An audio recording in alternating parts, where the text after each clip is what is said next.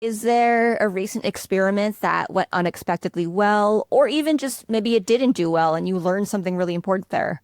Yeah, we one of the things that has worked remarkably well for us is working with partners. And so we have like a ton of different partners that we like to work with, and it looks like a couple different things. Is one is we just come in as almost like, in a weird way, almost like an investment into their production. So we come in and we're like, we'll take care of your stuff either at like a really discounted rate, or we'll just do it for them.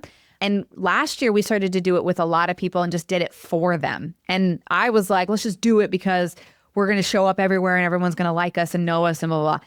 Well, what happens is when you have a small team and you start to just take on a whole bunch of free work, you start to realize that that free work isn't covering for the costs that it takes to actually do that. And then because we were so busy fulfilling on that free work, we weren't also tracking whether or not those partners were bringing us leads to cover the cost. And so we had to get really, really smart and tighten things up to help make that way more sustainable and way more impactful. But the reason I did start going in on it from a chaos perspective was like, yes, we're all in, is because it was working. Because we had people who had influence in front of the people that we want to be in front of, mentioning our brand. And so mentioning them in their newsletters, on their LinkedIn, on their all their channels. And so we'd get inbound and they would just tell us, hey, heard from this person, heard from this person. And that's the kind of stuff that's like, it's so worth the spend, because we were closing those deals at like 67% or something like that, which is crazy. And we would close them off of like one call.